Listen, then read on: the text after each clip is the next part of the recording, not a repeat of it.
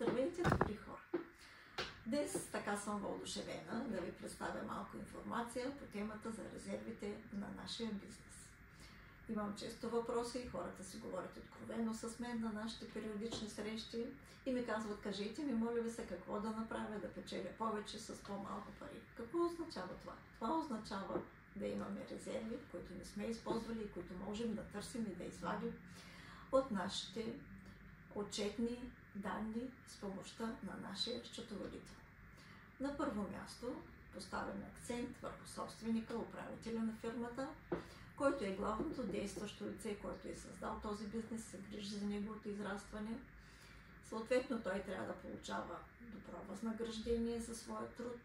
Може да бъде под различни форми: договор за управление и контрол, личен труд, ако е сам, ако са повече съдружници, може да бъде назначен и по трудов договор. По този начин ние осигуряваме разходи на фирмата и парите, които са в фирмата вследствие на неговия труд, са се превърнали в приходи, да се осъществят в негов приход и да станат разход на фирмата, което води до по-малко данъци. Както знаете, нищо не е само за себе си, затова всеки един случай се разглежда индивидуално със всеки един бизнес и ние в тези разговори и в тези препоръки, които даваме, се съобразяваме с всички зависимости в този първи най-важен елемент. Следващият елемент, това е човешкият фактор пак. Това са назначените лица, които с труда си носят приходи и увеличават печалбата.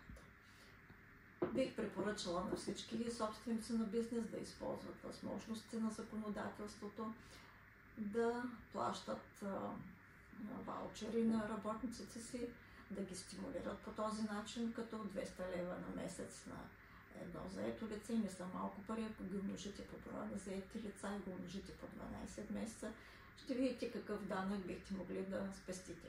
Не само данък, но и осигуровки. Третият елемент, това са материалните запаси. Има периоди, особено и в края на годината, в годишните отчети, когато се прави пълна инвентаризация на наличностите. Тази инвентаризация добре е всеки да я прави реално, да я съпоставя с счетоводните данни и ако има залежали материални запаси за период, който законодателят е определил, може те да бъдат бракувани без право, без да се начислява ДДС и следователно и този елемент също трябва да бъде разгледан.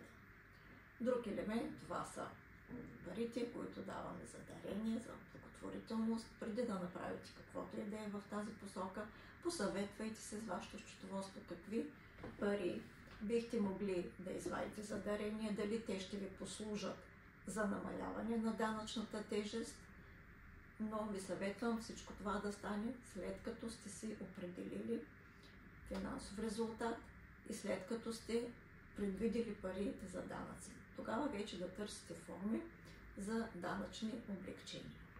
Сега е момента да планирате вашите пари. Пожелавам ви успешни дни за напред. Пожелавам ви финансово здраве. Заповядайте за повече информация, безплатна консултация. Дори да ползвате само един от тези трите елемента, дори да не ползвате 4 елемента, впрочем, дори да не ползвате нито един, заповядайте да поговорим какво може да се подобри във вашето финансово здраве. Пожелавам ви успехи! Последвайте линка.